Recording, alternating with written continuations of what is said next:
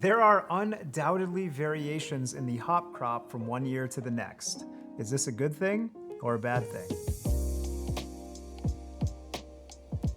All right, gang, welcome back to the House Brewing Company YouTube channel. If you're a first-time viewer, welcome. If you're a long-time viewer, thank you. In a recent video, we discussed differences between Galaxy hops grown in Tasmania and Victoria.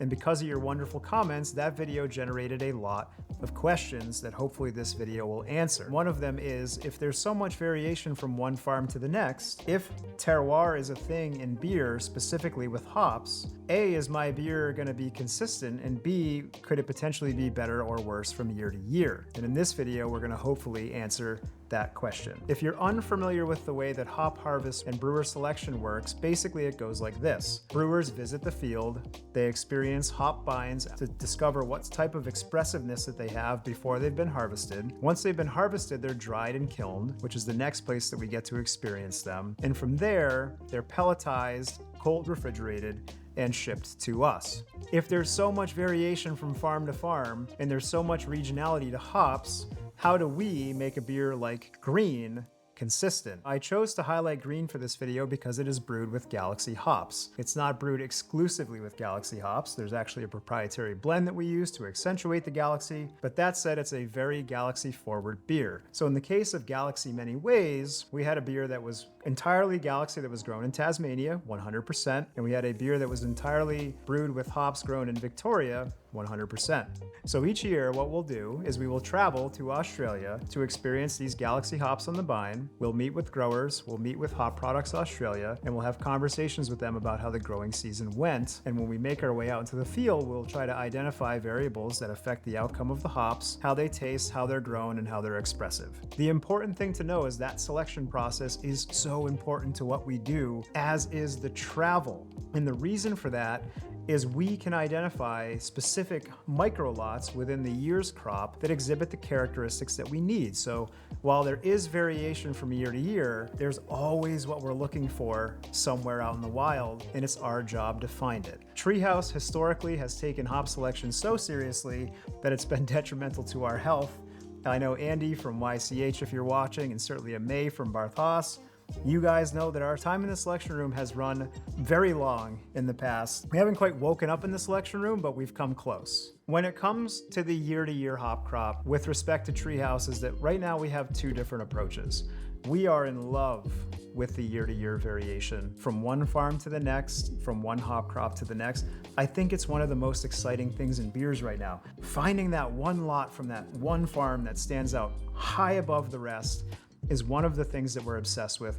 The problem with that is that those individual lots are often so small that they're only good enough for one or several batches of beer. On the other end of that facet, we pour our heart and soul into traveling and hop selection, both out wherever we're experiencing hops in the field and back in the brew house every single day of our lives. You can have the beauty of individuality, of variation, but when it comes to our core products, when it comes to Green, oh, it just hit me in the nose. So good. I have a contract from 2012 that I signed for 132 pounds of Galaxy hops, and we currently contract a whole heck of a lot more than that. So we've had over a decade working with this hop, and we really have a deep understanding from year to year. Michael reminded me before this video that when we're in the hop selection room, we have those conversations that they're not intentional. They just come out of us, where we smell the Galaxy from one location, we smell the Galaxy from this location, and as we're doing it, we're making a blend. So we're finding one lot from the farm in Tasmania that might have a little bit more of that earthy citrus note, and we're looking for a lot from Victoria that has that bright, ripe pineapple note. And then we're trying to figure out what the particular blend is from those separate lots to make the Green that we dream of. And that's what winds up in this can. And that selection, in my opinion, is not only consistent, but the better we get at blending and the better that we get at understanding the variability from one farm to the next, from one growing season to the next, the better the beer actually becomes. So, you know, when I pour this Green into the glass, Green will never be as like opaque, intensely hoppy as the Tasmania and Victoria Many Ways series. This beer is wicked balanced, wicked juicy, tiny bit of malt in the background, but the whole intent of a beer like Green is not to be overtly hoppy.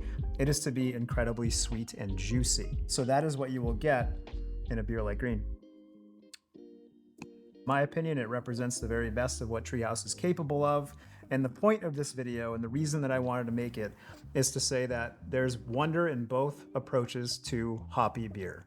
On one hand, you have terroir, you have seasonal variability, you have expressiveness from one farm to the next, from one country to the next. As you know, viewers of the channel, fans of Treehouse, the Cascade that's grown in New York is extraordinarily different from the Cascade that's grown in Colorado, is extraordinarily different from the Cascade that's grown in New Zealand, and is way different from the Cascade that's grown in Australia, right alongside Galaxy. On the other hand, consistency from year to year is our primary focus. So when you hear us talk about journeying to faraway lands to get to experience these hops in the flesh, and to connect the dots with how they express themselves when they're being harvested, through when they are kilned, and on through the supply chain when they arrive at Treehouse's loading dock. Our goal is to create a blend that has all the best attributes of a juicy hop presentation that we're trying to make consistently from one year to the next. The truth is, in 2014, 2015, 16, 17, we were getting whatever the vendor sent us. And it wasn't until 2016 that we began to learn and travel to these locations and connect those dots for ourselves. And with every year that goes by, I think we're getting better and better at it. And I think that's resulting in what you get to experience in the can. So two facets: terroir is amazing, consistency is amazing, and we try to offer both at Treehouse. That's all for today, guys. Just a quick one for you. Get subscribed, leave your comments down below. Thanks for watching.